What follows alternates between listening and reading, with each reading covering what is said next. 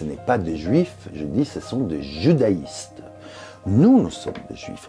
Nous qui sommes les continuations d'une vision d'un judaïsme humaniste, d'un judaïsme qui se considère dans lequel être en exil, être en diaspora n'est pas une situation pas normale, mais c'est notre normalité. Être toujours des côtés des opprimés et des luttes pour la justice, ça c'est notre judaïsme. Eyal Sivan est un fervent défenseur de la cause palestinienne à laquelle il a consacré une très grande partie de sa vie. Réalisateur, essayiste et enseignant, il a réalisé une quinzaine de documentaires, dont Route 181, Iskor, les esclaves de la mémoire ou encore Jaffa, la mécanique de l'orange. Le rideau se lève, l'auditoire se tait. L'épopée des Jaffa va vous être contée.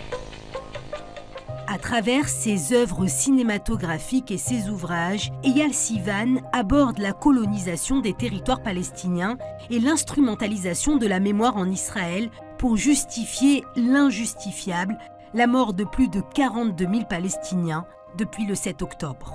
Israël n'est pas différente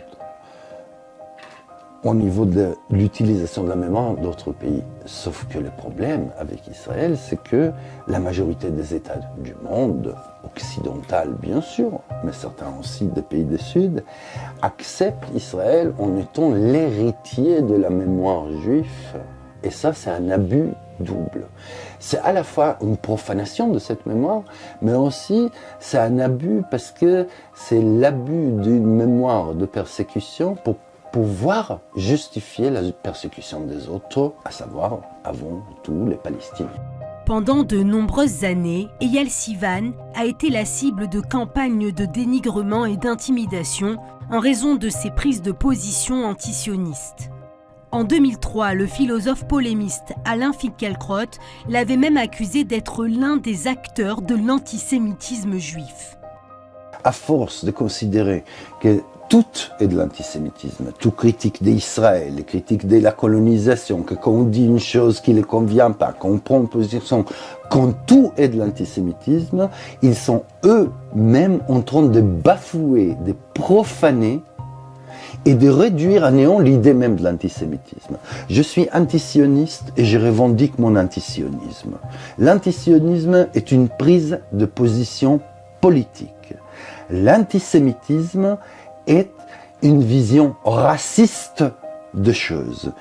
Eh bien, venir et transformer une position politique dans une vision raciste n'a qu'un but, c'est délégitimer la personne qui en parle. C'est ça les buts, c'est-à-dire c'est nous mettre, m'accuser de l'antisémitisme, c'est me mettre de côté de raciste et donc essayer de délégitimer.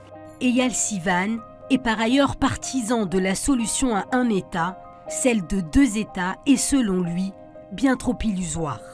La solution de deux États ne répond pas aux grands problèmes de ces conflits. La solution de deux États ne répond pas à la question du retour des réfugiés palestiniens. Ils vont retourner où? Ou ils auront les droits de retour où? À l'État palestinien? Et s'ils sont originaires de Haïfa? Et s'ils sont originaires de Bir Sab'a au sud? Et s'ils sont originaires de Jaffa? Pourquoi ils n'auront pas les droits de retourner? Une chose que les deux États ne répondent pas, c'est la question des réfugiés. La deuxième, c'est la question des ressources naturelles. On ne coupe pas les ressources naturelles au milieu. Tout. Forcément, il faudra qu'il y aura deux États.